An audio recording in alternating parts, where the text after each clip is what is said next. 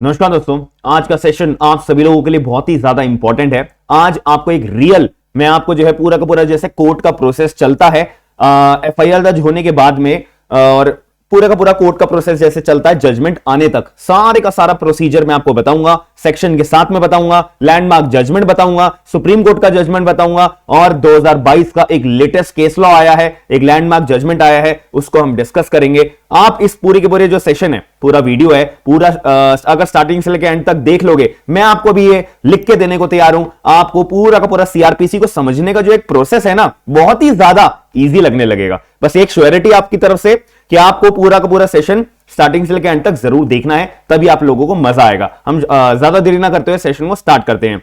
सबसे पहले आप लोग मुझे जानते होंगे, मेरा नाम है आयुष जैन। मैं जो है लॉ के बच्चों की तैयारी करवाता हूं, जुडिशरी के अंदर सारे के सारे सब्जेक्ट्स में आपको पढ़ाता हूं। तो हम मुद्दे की बात करते हैं। सबसे पहली बात, आपको पता होगा ना, कोई भी अपराध होता है तो अपराध होने के पीछे एक कोई भी रीजन हो सकता है, लेकिन कोई अपराध होता है तो भाई वो अपराध हमारा कॉग्निजेबल है, नॉन कॉग्निजेबल है, ये चीज आती है। ठीक है, तो अभी मैं ये आपके सामने क्लियर कर देता हूं कि अभी हम मान के चल रहे हैं कि कोई भी अपराध हुआ है ना, वो अपराध हुआ है कॉग्निजेबल, यानी कि बहुत संगीन अपराध हुआ है, बहुत ही ज्यादा हीनियस क्राइम हुआ है, बहुत ही ज्यादा डेंजर अपराध हुआ है। ठीक है, अब इस केस के अंदर भाई बहुत बड़ा अपराध हुआ है, तो आप कॉमन सेंस से बताओगे ना, पुलिस के पास जाके एफआईआर दर्ज होगी। ठीक है जी, एफआईआर दर्ज होने के लिए हम पुलिस वालों के पास चले गए हैं। अब पुलिस वाले जो है एफआईआर दर्ज कहां पे करेंगे? Section number 154 of the CrPC. आप सभी लोगों को पता होगा, लेकिन बहुत सारे कम लोगों को पता होगा यार एफआईआर का जो टर्म है ना, वो हमारे पूरे के पूरे सीआरपीसी के अंदर कहीं पे डिफाइन करा हुआ ही नहीं है।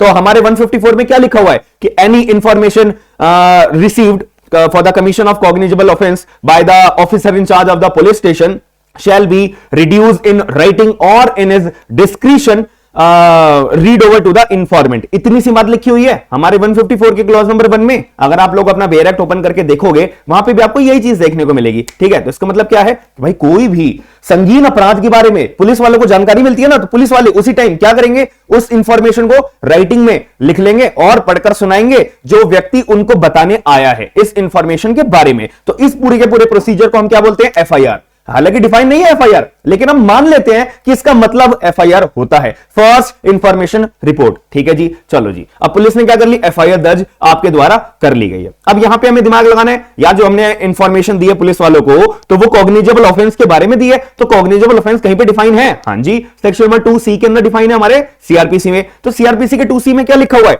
कि अगर कोई भी अपराध को कॉग्निजेबल बनाया हुआ है, कॉग्निजेबल शो करा हुआ है, कहां पे? Schedule number 1 of the CrPC. आप अपना सीआरपीसी का बेरेट खोलोगे, उसके सबसे पीछे चले जाना, वहां पे ना शेड्यूल नंबर 1 के अंदर जो भी आईपीसी के अंदर अपराध बता रखे हैं, उनको बताया हुआ है कि भाई ये कॉग्निजेबल है, ये नॉन कॉग्निजेबल है, ये बेलेबल है, ये नॉन बेलेबल है, ये tribal by the court of session है, ये tribal by the judicial magistrate first class है, या फिर ये tribal by the any magistrate है। क्लियर हो गया? तो अब मेरे को अगर कहीं पे भी कंफ्यूजन आ रही है कि यार ये मर्डर हुआ है, मर्डर मेरा जो है कॉग्निजेबल है, नॉन कॉग्निजेबल है, बेलेबल है, नॉन बेलेबल है, tribal by the court of session है, जुडिशियल मजिस्ट्रेट फर्स्ट क्लास है, एनी मैजिस्ट्रेट है, तो मैं कहां जाके ये चीज देखूंगा?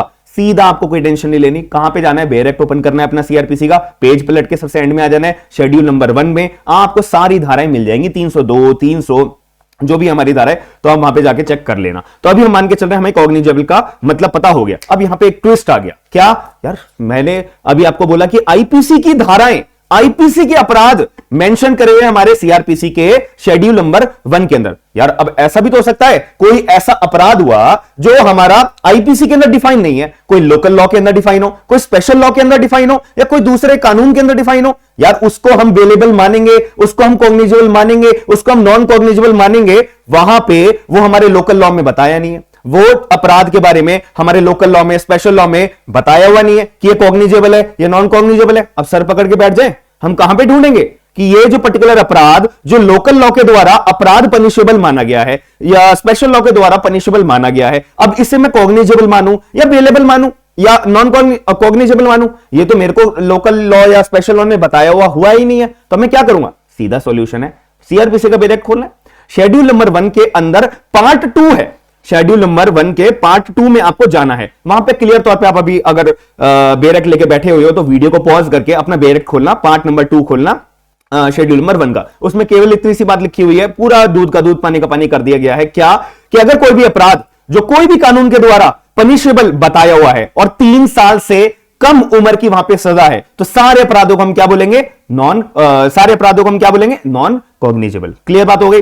और अगर कोई भी अपराध ऐसा है जिसमें पनिशमेंट जो है 3 साल से ज्यादा है, तो उसको हम कॉग्निजेबल बोलेंगे। ठीक है, और वो ट्राइबल होगा हमारा जुडिशियल मैजिस्ट्रेट फर्स्ट क्लास के द्वारा। और अगर कोई भी ऐसा अपराध है जहां पे सजा डेथ की हो, लाइफ इंप्रिजमेंट की हो, 7 साल से ज्यादा पनिशमेंट की सजा हो, तो वो हमारा जो है कॉग्निजेबल माना जाएगा। और वो ट्राइबल होगा किसके द्वारा? थोड़ा कॉमन सेंस बताओ। कोर्ट ऑफ सेशन के द्वारा। और जो 3 साल से कम है वो ट्राइबल किसके द्वारा होगा? थोड़ा कॉमन सेंस, कोई भी मैजिस्ट्रेट के द्वारा। सीधी बात, नो बकवास। क्लियर हो गया? तो अब आपके दिमाग में क्लियर हो गया कि भाई कहीं भी कोई भी कानून के अंदर अगर cognizable, non cognizable, bailable, non bailable के बारे में कंफ्यूजन आ रही है, डिफाइन नहीं करा हुआ, तो आपको कहां जाना है? सीआरपीसी का शेड्यूल नंबर 1 पार्ट नंबर 2 के अंदर। क्लियर हो गया इतना सी बात? अब थोड़ा सा कॉन्फिडेंस आ रहा है क्या? सीआरपीसी तो बहुत ईजी है, बहुत ज्यादा इंटरेस्टिंग है और बहुत ही ज्यादा ईजी टू अंडरस्टैंड है। अभी खड़े खड़े मैंने आपको 154 बता दिया, 2C बता दिया और भी शेड्यूल नंबर 1 के अंदर बता दिया। अब आगे चलते हैं। अब पुलिस क्या करेगी? भागी भागी जाके इंफॉर्मेशन इकट्ठी करने लगेगी। इंफॉर्मेशन इकट्ठी करने के लिए मान लेते हैं पुलिस को अरेस्ट करना है एक्यूज को, तो वो भी जरूरी है। ठीक है, तो अब अरेस्ट करने के लिए पुलिस क्या करेगी? पुलिस के पास क्या अधिकार है अरेस्ट करने का किसी भी व्यक्ति को कॉग्निजेबल अपराध के अंदर? ऑब्वियसली है। अब अरेस्ट करने का कोई प्रोविजन तो होगा ना सर, आप ये भी तो बताओ। हाँ जी, section number 41 of the CrPC हमारा जो है अरेस्ट के बारे में बात करता है। बट ऐसा नहीं है कि पुलिस को कॉग्निजेबल ऑफेंस के बारे में इंफॉर्मेशन मिली, पुलिस ने एफआईआर दर्ज करी, पुलिस भागे भागे गई और एक्यूज को अरेस्ट करके जेल में बंद कर दिया। तो क्या पुलिस ऐसा कर सकती है? नहीं कर सकती। अगर पुलिस कभी ऐसा करती है तो समझ लो पुलिस ने अपने पैर पे कुल्हाड़ी खुद मारी है। पुलिस के ऊपर अब एलिगेशंस लगेंगे, पुलिस के ऊपर अब चार्ज लगेंगे। क्यों? अगर पुलिस, यहां पे एक हमारा सेक्शन में 41 है सीआरपीसी का, वहां पे छोटी सी इतनी सी बात लिखी हुई है कि अगर पुलिस वालों के पास एफआईआर दर्ज, अगर पुलिस वाले करते हैं एफआईआर दर्ज करने का मतलब कोई भी कॉग्निजेबल ऑफेंस के अंदर पुलिस वाले अगर एफआईआर दर्ज करते हैं, तो पुलिस जो है किसी भी व्यक्ति को यूं ही मन करके उठा ले, किसी को भी अरेस्ट नहीं कर सकती है। पुलिस के पास क्रेडिबल इंफॉर्मेशन होनी चाहिए, पहली बात। ठीक है, क्रेडिबल इंफॉर्मेशन मतलब पुलिस को पूरा कंफर्म होना चाहिए कि हाँ भाई हमें उस एक्यूज पर्सन को अरेस्ट करना जरूरी है, वरना वो भाग जाएगा, वरना वो जो है एविडेंसेस को मिटाने लगेगा, वरना जो है वो विटनेसेस को डरा धमकाने लगेगा, पैसे खिलाने लगेगा, अपने आप का डिफेंस जो है मतलब अपने आप को बचाने लगेगा। अगर पुलिस के पास ऐसी पूरी क्रेडिबल इंफॉर्मेशन है, रीजनेबल सस्पिशन है, जब भी पुलिस के पास अधिकार है अरेस्ट करने का। हालांकि आप लोगों को पता होगा, अगर सेक्शन नंबर 156 का क्लॉज नंबर 1 आप लोगों ने पढ़ा होगा सीआरपीसी का, वहां पे लिखा हुआ है कि पुलिस के पास अधिकार है कि भाई वो किसी भी व्यक्ति को अरेस्ट कर सकती है। हाँ भाई कर सकती है, बट ऐसा थोड़ी ना यार कि मान लेते हैं कोई झूठी एफआईआर दर्ज कराने आ गया कि भाई पुलिस ऑफिसर एक्स नाम के व्यक्ति ने मुझे मारपीट करी है, मेरे को तो बहुत मारा है भाई साहब, मेरे तो यहाँ पे देखो लाल लाल हो रखा है पूरा, मैं तो बहुत ज्यादा परेशान हूं। अब यहाँ पे वो व्यक्ति झूठ बोल रहा है सच बोल रहा है, किसको क्या पता। अब पुलिस जो है मुंह उठा के एक्स नाम के व्यक्ति को अरेस्ट कर लेगी, तो यहाँ पे एक्स नाम का व्यक्ति तो बेचारा अपने आप घर पे सो रहा था चुपचाप, उसने तो वाई नाम के व्यक्ति की पिटाई करी नहीं है, तो ये गलत होगा एक्स नाम के लिए। एक्स नाम के व्यक्ति की बदनामी होगी जब पुलिस वाले पूरे उसके घर में दिन दहाड़े जो है उसके घर पे घुसेगी, उसको अरेस्ट करके पूरे समाज में उसकी बदनामी होगी या नहीं होगी। तो यार ऐसे थोड़ी ना करा जाएगा पुलिस के द्वारा, किसी को भी उठा लिया। तो अगर पुलिस ऐसा करती है, वो मैं आगे बताऊंगा कि क्या क्या एलिगेशंस है। 2022 का यहाँ पे दिल्ली हाईकोर्ट का जजमेंट है जो मैं आपको आज की सेशन के ना डिस्कस करूंगा। तो आप कॉमन सेंस बताओ गलत होगा ना। तो यहाँ पे सेक्शन नंबर 41 ने ना थोड़ा सा हाथ रोक लिया पुलिस के। 156 के क्लॉज नंबर 1 में पुलिस वालों को बोला हुआ है भाई अरेस्ट कर लो, कोई दिक्कत नहीं है, लेकिन 41 का यहां पे बोला हुआ सीआरपीसी में भाई अगर अरेस्ट करने जा रहे हो ना तो जब भी अरेस्ट करना जब तुम्हारे पे रीजनेबल इंफॉर्मेशन है, ऐसे नहीं अपनी मनमर्जी से अपनी खुंदक निकालने के लिए किसी भी व्यक्ति को अरेस्ट कर लोगे। क्लियर हो गया, याद रखना।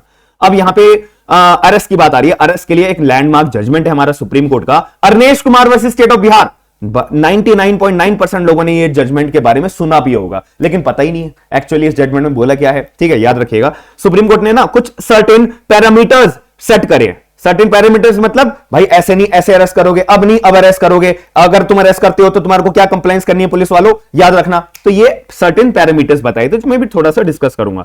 ठीक है, जो पुलिस वालों को फॉलो करने पड़ेंगे। अगर पुलिस वालों को चाहिए कि भाई जज साहब हमें ना अरेस्ट करना है उस व्यक्ति को, एक्यूज पर्सन को, तो जज साहब पूछेंगे अच्छा ठीक है अरेस्ट करना है ना, मेरे को रीजनेबल इंफॉर्मेशन बता दो, रीजनेबल सस्पिशन बता दो, तुम्हारे पे क्या सर्टेन इंफॉर्मेशन है जो तुम एक्यूज पर्सन को अरेस्ट करने जा रहे हो कॉग्निजेबल ऑफेंस के लिए। ठीक है, याद रखिएगा।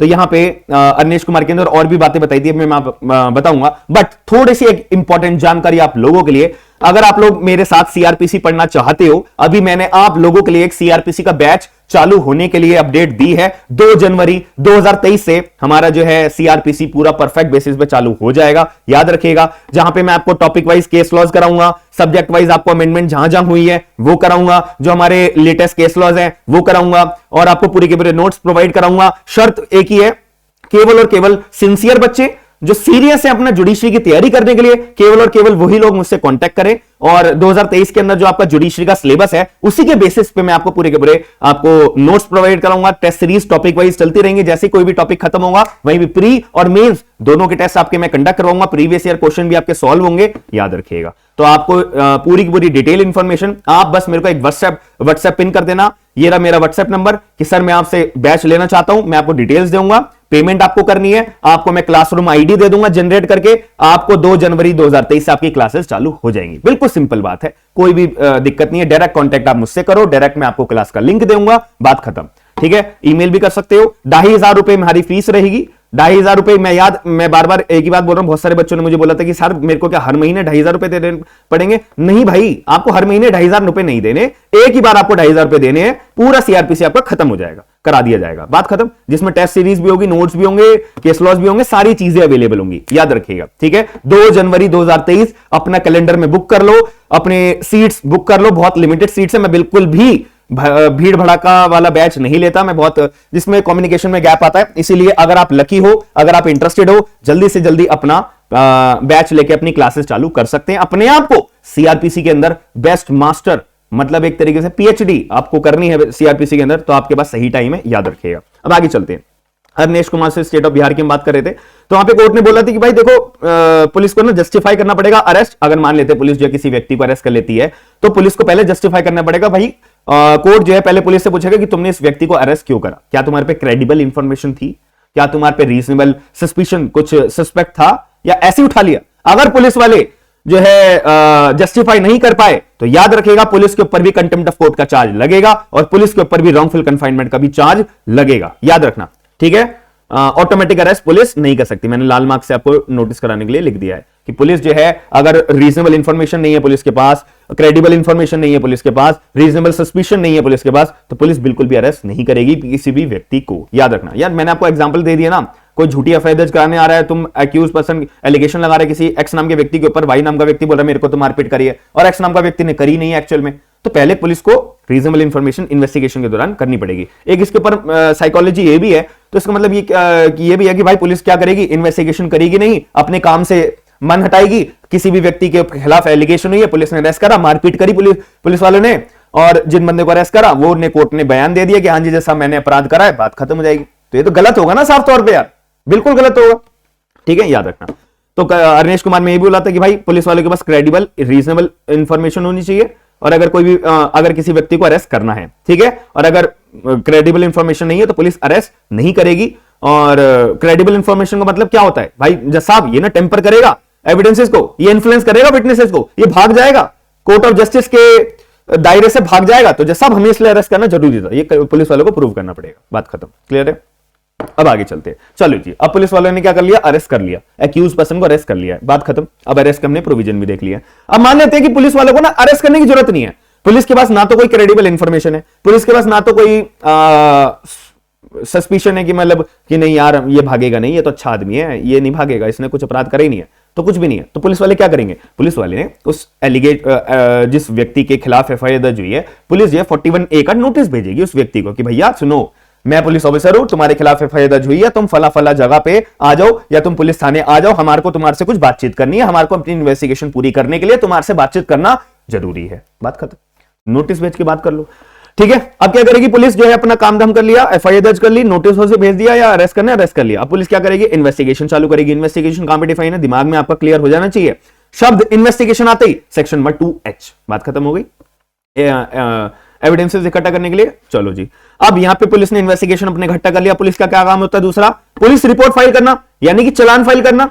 ठीक है, कहां पे, मजिस्ट्रेट के आगे। जज साहब एफआईआर आई थी एक हमारे पे, एफआईआर हमने दर्ज करी, अरेस्ट करना तो अरेस्ट करा, नोटिस भेजना तो नोटिस भेजा, हमने इन्वेस्टिगेशन चालू करके पूरी की पूरी इन्वेस्टिगेशन कंप्लीट करके ये रही जैसा पूरी की पूरी पुलिस रिपोर्ट।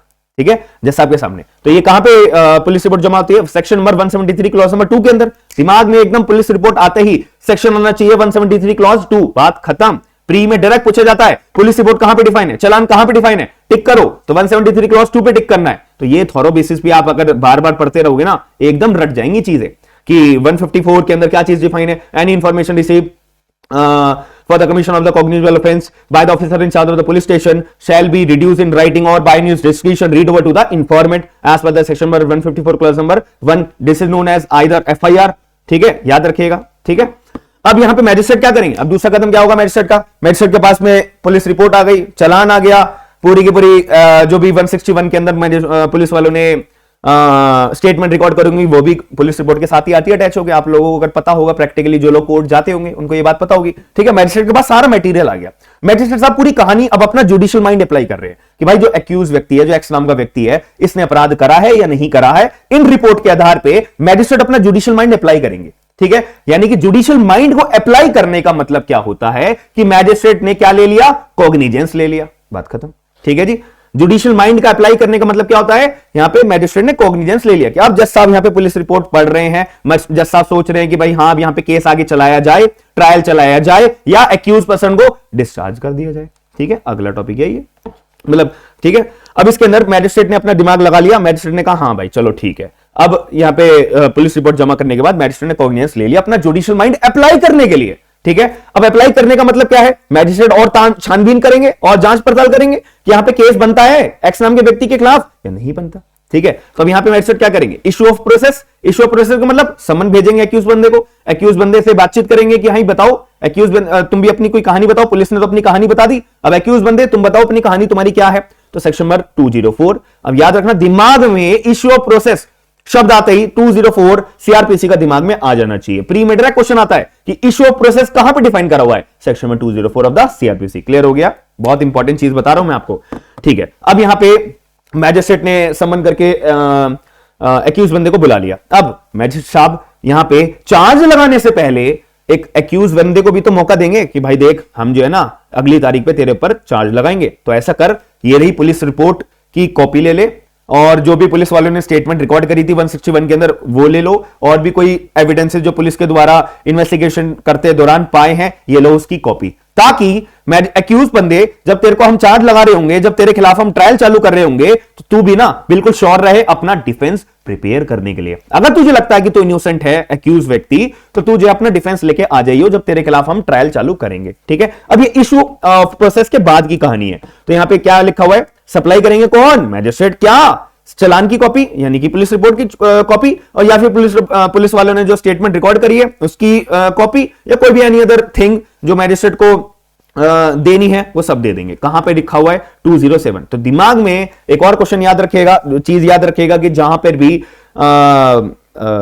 सप्लाई की बात आती है, copy supply the copy to the accused person after summon या after issue of process, section number 207 के अंदर डिफाइन करा हुआ है। याद हो रहा है ना, चीजें याद करते जानिए, अभी के अभी रिवाइज करने की जरूरत ना पड़े। क्लियर हो गया, चलो। अब मैजिस्ट्रेट को मैंने आपको बताया था ना कि मैजिस्ट्रेट साहब जो है चार्ज लगाने से पहले सप्लाई करेंगे कॉपी, यानी कि अब चार्ज की बात आ जाएगी, यानी कि मैजिस्ट्रेट के दिमाग में क्लियर हो गया एक्यूज व्यक्ति की बात सुनने के बाद, भाई यार ये ना इसने अपराध करा है, इसने अपराध करा है, मतलब कोई ना कोई तो अपराध हुआ है। ठीक है, अपराध इसने करा किसी और ने करा दैट इज डिफरेंट थिंग, लेकिन अपराध तो हुआ है। तो मैजिस्ट्रेट क्या करेंगे, चलो भैया चार्ज लगाया जाए एक्यूज के व्यक्ति के ऊपर। तो चार्ज के प्रोविजन कहां डिफाइन है, सेक्शन नंबर 211 से लेकर 224 तक। या फिर मैजिस्ट्रेट को यह भी तो लग सकता है कि यार यहां पे तो कोई केस बनता ही नहीं है, यहां पे तो कोई अपराध हुआ ही नहीं है, तो एक्यूज व्यक्ति को जो पुलिस वालों ने अरेस्ट करके रखा हुआ है या फिर जो हमने सम्मन पे पेशी पे बुलाया है उसको डिस्चार्ज कर दिया जाए। तो डिस्चार्ज द एक्यूज पर्सन, तो डिस्चार्ज कहां पे करते हैं, section number 203 of the CrPC. Clear हो गया, याद रखना, दिमाग में याद रखने। अब मान लेते हैं कि मैजिस्ट्रेट साहब ने को लगा कि हाँ यार बंदे ने ना अपराध तो करा है, इसके ऊपर चार्ज लगाया जाए। तो चार्ज लगाने के प्रोविजन कहां पे मेंशन है, सेक्शन नंबर 211 से लेकर 224। ठीक है, चलो जी, मैजिस्ट्रेट ने चार्ज लगा दिया। ठीक है, अब आपको एक छोटी सी और बात बताऊं, वैसे कोई बताता नहीं है ये चीज, आपको याद रखना, कोई भी टीचर से आप पढ़ लेना, आपको नहीं बताएगा। ये जो चार्ज होता है ना, मैजिस्ट्रेट जो है चार्ज लगाते हैं, चार्ज का फॉर्मेट कहां है बताओ, क्या मैं अपने मन से फॉर्मेट बना दूंगा कि चलो आज मैं फॉर्मेट बना रहा हूं कि एक्स नाम के व्यक्ति ने अपराध करा है, ये अपराध करा है, वो अपराध करा है, इसको हम जेल में डालेंगे, इतनी सजा लगाएंगे, ये अपराध में इसको हम अंदर करेंगे, ये होता है फॉर्मेट? नो। फॉर्म नंबर 32 आप पढ़ना, फॉर्म नंबर 32, कोई नहीं बताएगा आपको ये चीजें। इनफैक्ट बहुत सारे लोगों को पता भी नहीं है, वकीलों को नहीं पता होता भाई। फॉर्म नंबर 32, ठीक है, चार्ज का फॉर्मेट बताया हुआ है फॉर्म नंबर 32 के अंदर। क्लियर हो गया दिमाग में? अभी मेरे दिमाग में ऐसे आया आपको बताने के लिए, मैंने बता दिया। ठीक है, चलो अब आगे चलते हैं। चार्ज लगाने के बाद अब ये देखना यार कौन सा मैजिस्ट्रेट ट्रायल चलाएगा, कोर्ट ऑफ सेशन ट्रायल चलाएगा, या warrant trial by the magistrate होगा, या समन ट्रायल बाय द मैजिस्ट्रेट होगा, या summary trial by the magistrate होगा। ठीक है, ये देखा जाएगा केस टू केस, कौन सा केस है, कौन से लेवल का केस है, क्यों ये चीज हमारे को कहां देखनी पड़ेगी? Schedule number 1। ट्राइबल किसके द्वारा होगा? कोर्ट ऑफ सेशन के द्वारा, जुडिशियल मजिस्ट्रेट फर्स्ट क्लास के द्वारा, या एनी मैजिस्ट्रेट के द्वारा। ठीक है, तो अगर मान ले तो कोर्ट ऑफ सेशन का ट्रायल है तो चैप्टर नंबर 18 सेक्शन 225 से 237 के प्रोविजंस मेंशन होंगे। Warrant trial by the magistrate होगा चैप्टर नंबर 19, ठीक है, 238 से 250, या फिर summon trial by the magistrate chapter number 20 to 51 से 259, या समरी ट्रायल चैप्टर 21 सेक्शन 260 से 265। खत्म बात, क्लियर हो गया। अब इसके बाद एविडेंसेस पेश होंगे, दोनों पार्टी, प्रोसिक्यूशन अपने एविडेंसेस लेके आएगा, डिफेंस काउंसिल अपने एविडेंस लेके आएंगे एक्यूज पर्सन के बिहाफ पे। एविडेंस लेने आने के बाद में मैजिस्ट्रेट को जो दूध का दूध पानी का पानी लगता है, जनरल प्रोविजंस भी इंक्वायरी के होंगे। ठीक है, यहां पे यार मैजिस्ट्रेट भी तो कुछ इंक्वायरी वगैरह करेंगे ना, हाँ भाई क्या हो गया, तुमने क्या अपराध करा था, तुम्हारे खिलाफ ये सबूत आए हैं, ये प्रोसिक्यूशन एविडेंसेस पेश करें वगैरह वगैरह। तो general provisions of the inquiry और ट्रायल के भी होंगे, एप्लीकेबल होंगे। फिर इसके बाद एट द एंड मैजिस्ट्रेट साहब अपना जजमेंट दे देंगे कि भैया मेरे पास सबूतों के आधार पे, प्रोसिक्यूशन के सबूतों के आधार पे, डिफेंस काउंसिल के सबूतों के आधार पे यह माना जाता है कि एक्यूज व्यक्ति ने अपराध करा है, बात खत्म। तो as per section number dash जो भी अपराध करा होगा, मर्डर करा है तो 3 से 2 के तहत हम इसको इतनी सजा सुनाते हैं। तो जजमेंट प्रोनाउंस करा जाएगा। जजमेंट का कॉन्सेप्ट कहां है? चैप्टर नंबर हमारा 27 के अंदर सेक्शन नंबर 353 से लेके 365 तक ये कवर होता है। अब आप लोग बताइए, आपको मजा आया या नहीं आया? आप लोग ने मेरा थंबनेल देखा होगा ना कि सर आपने तो एक लैंडमार्क जजमेंट भी बताने वाले थे 2022 का, वो कहां है? ये देखिए, राकेश कुमार वर्सेस विजयंता आर्या 2022 दिल्ली हाईकोर्ट का जजमेंट है। Most important for your 2023 judiciary exams, याद रखिएगा। तो यहां पे क्या हुआ था कि पुलिस ने ना क्या करा था, बंदे को उठा लिया। और मैंने क्या बताया था, पुलिस के पास 156 क्लॉज नंबर 1 में पावर है कि भाई हाँ बंदे को उठा सकती है, अरेस्ट कर सकती है, लेकिन भाई 41 का भी तो कंप्लाई करना है। सेक्शन नंबर 41 ने क्या बोला है? नहीं, ऐसे नहीं उठाओगे, क्रेडिबल इंफॉर्मेशन होनी चाहिए, रीजनेबल सस्पिशन होना चाहिए। ठीक है, कुछ तुम्हारे को क्रेडिबल इंफॉर्मेशन होनी चाहिए, बंदा एक्यूज भाग ना जाए, एक्यूज जो है टेम्पर ना कर दे एविडेंसेस, ठीक है, वगैरह वगैरह, ये सब पुलिस के पास होनी चाहिए। लेकिन पुलिस वालों ने राकेश कुमार वैसे विजयंता आर्या 2022 दिल्ली हाईकोर्ट के अंदर ये कंप्लाई करा ही नहीं है। पुलिस ने क्या करा, बंदे को उठा लिया, बहुत सारी मारपीट करी उसके साथ, और 41 को भाड़ में जाने दिया। मतलब 41 ऑफ द सीआरपीसी सेक्शन जो है उसका कंप्लाइंस करा ही नहीं, जो कि गलत बात है ना यार, बिल्कुल गलत बात है। और Arnesh Kumar versus state of Bihar, supreme court का ऑनरेबल, सुप्रीम कोर्ट का हमारा लैंडमार्क जजमेंट है जो ये फॉलो करना पड़ेगा। यानी कि पुलिस वाले तो सुप्रीम कोर्ट से भी बढ़ के आगे काम करा, जो कि बहुत ज्यादा गलत है। तो यहां पे बहुत बड़ी बात आई। तो यहां पे दिल्ली हाईकोर्ट के सामने आया कि पुलिस वालों ने अरनेश कुमार जजमेंट का कंप्लाइंस नहीं करा और सेक्शन नंबर 41 का कंप्लाइंस नहीं करा, तो कोर्ट ने इंपोज कर दिया 1 दिन की पुलिस वाले को जेल में डालने का ऑर्डर दिया, और 2000 रुपए का जुर्माना लगाया, और 15,000 रुपए का कंपनसेशन विक्टिम को देने के लिए ऑर्डर पास कर दिया, जो कि बहुत बड़ी बात है, याद रखिएगा। Most important judgment for all the exam, for all the state judiciary exams which are occurring in the year of 2023, याद रखना। तो हम मिलते हैं नेक्स्ट वीडियो के अंदर, नेक्स्ट सेशन के अंदर। आई होप आपको मैंने जो पूरा का पूरा सेशन समझाने की कोशिश करी, आपको मजा आया होगा। जो लोग सीआरपीसी की क्लास ज्वाइन करना चाहते हैं, बेस्ट मौका है, अभी मौका है, अभी नहीं तो कभी नहीं वाला मौका है। मैं याद रखना, एक बार ये ऑनलाइन क्लास चालू हो जाती है, फिर दोबारा सीआरपीसी कब चालू होगा कब नहीं होगा नो वन नोज। आपको रिकॉर्डेड क्लासेस ही देखने को मिलेंगी, याद रखना। क्लियर बात? 2 जनवरी 2023, याद रखना। व्हाट्सएप नंबर है आपके आगे, मेरे को बस मैसेज कर देना, मैं आपको पूरी डिटेल्स भेज दूंगा। बात खत्म। तो मिलते हैं नेक्स्ट सेशन के अंदर। वीडियो पसंद आई है, सेशन पसंद आया तो लाइक करना है, शेयर करना है Jain sir law classes YouTube channel को। हम मिलते हैं नेक्स्ट वीडियो के अंदर। Bye bye, take care.